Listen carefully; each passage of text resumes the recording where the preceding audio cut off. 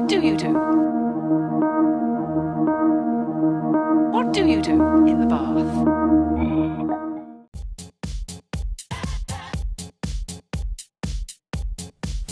I'm terrible at pimping my stuff, so I thought dressing like a pimp might make it a little bit easier. I have blogs where you can read stuff and see things and interact with me. My main one is postmortemstudios.wordpress.com. My writing one and sort of diary blog is over at talesofgrim.wordpress.com. Hope to see you there. So much as mention collectivism, and some people lose their minds. But there can be no doubt that there are instances in which pulling together makes things better. One of the key advantages of collectivism is the economy of scale. If you're doing lots of something, it has a cheaper per unit cost of whatever it is that you're doing, and therefore everyone saves a lot of money, or resources, or whatever.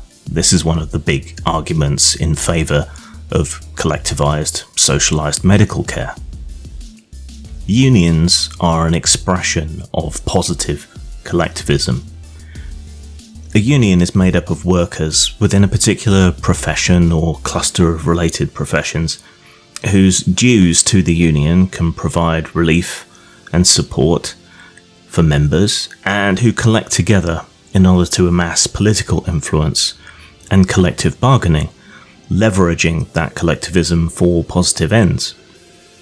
Arguing for a better wage, arguing for better working conditions, taking up the cause of someone who has been treated unfairly or illegally by a company.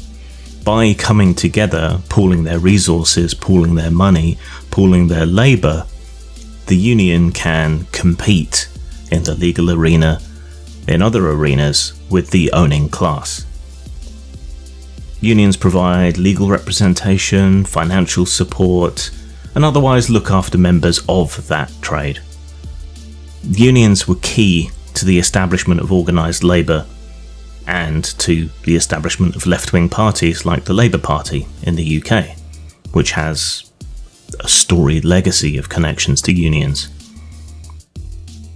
Unions these days get a bit of a bad rap.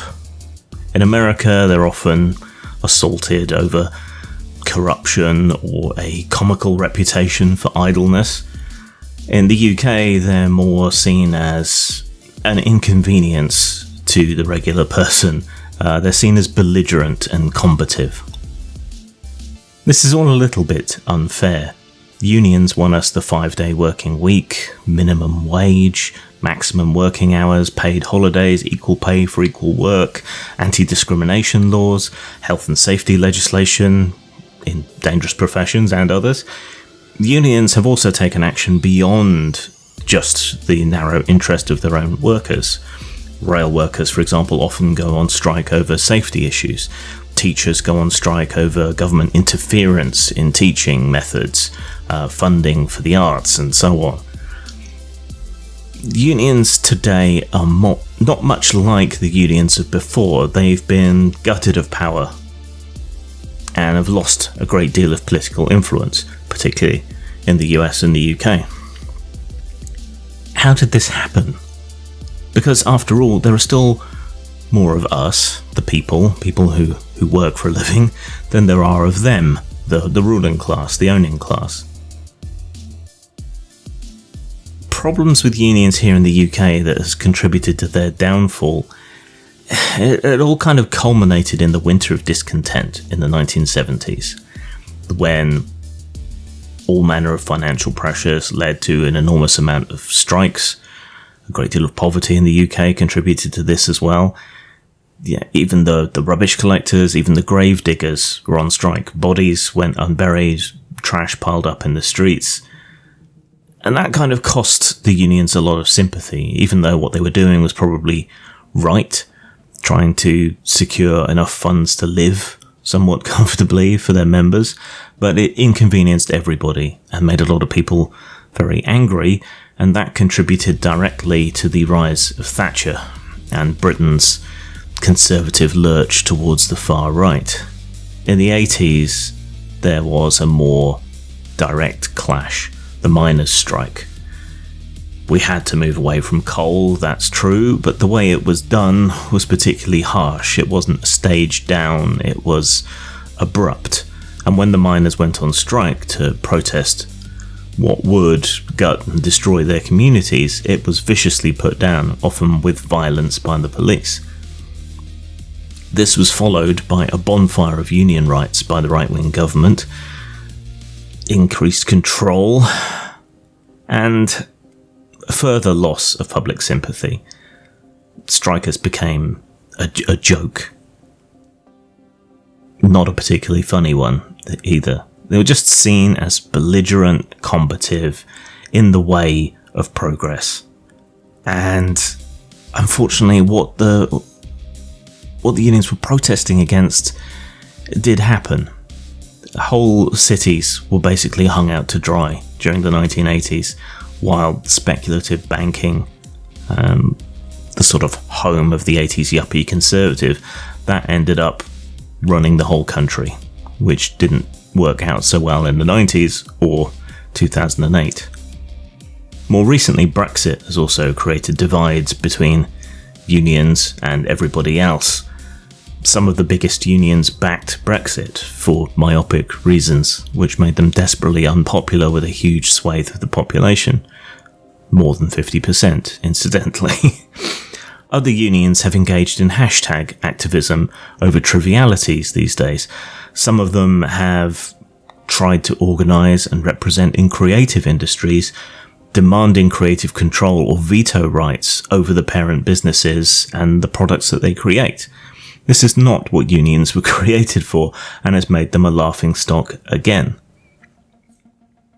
Class issues, at least until very recently, seem to have been forgotten, and many of these unions' concerns now seem to be as bourgeois as the concerns of the upper middle class or the owning class themselves, and very little to do with workers' rights, decent pay, and everything else.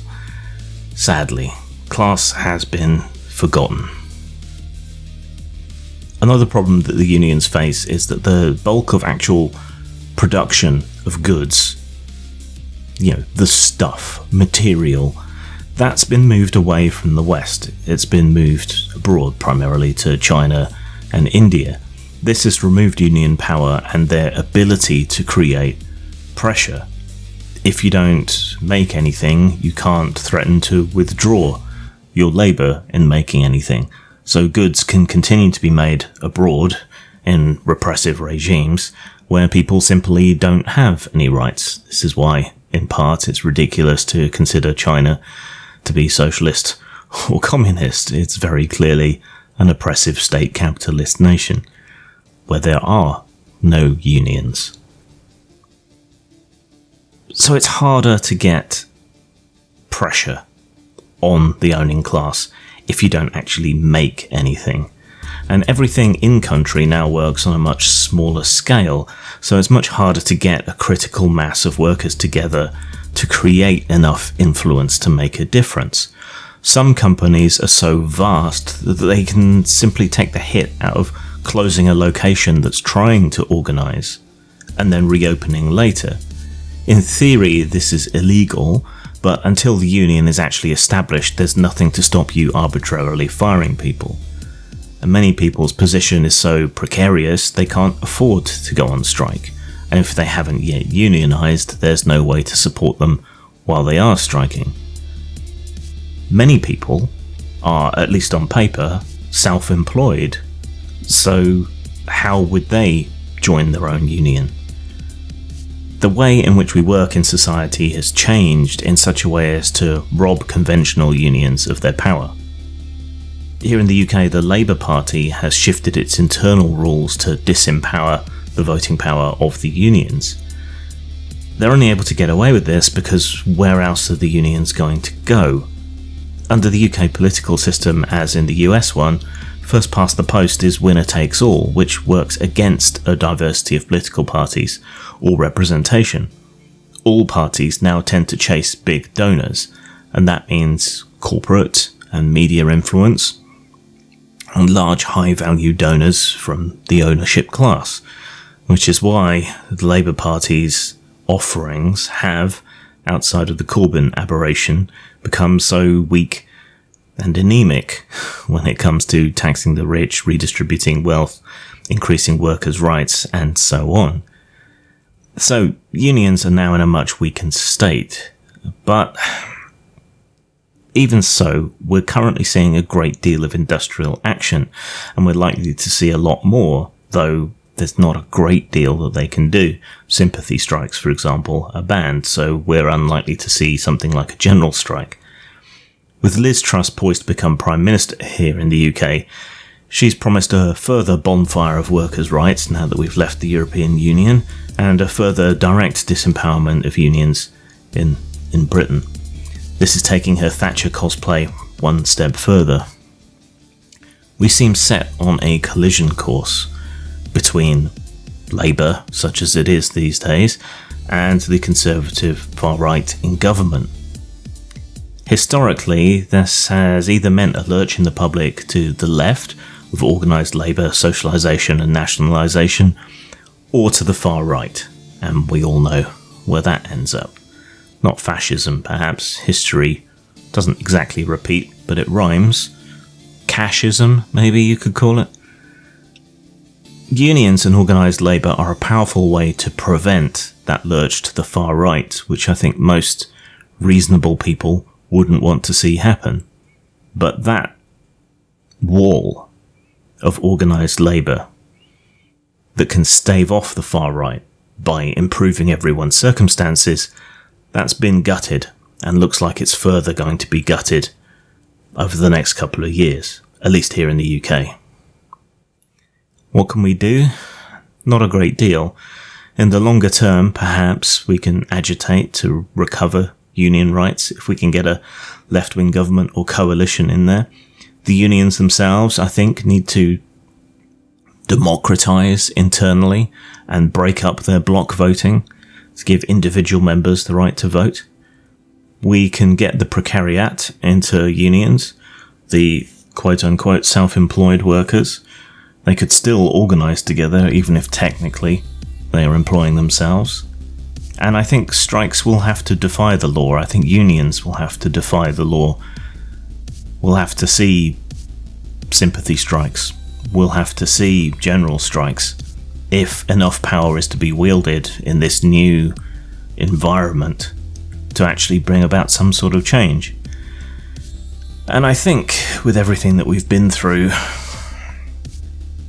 globalism needs to give way to more internationalism, but there is no going back from this.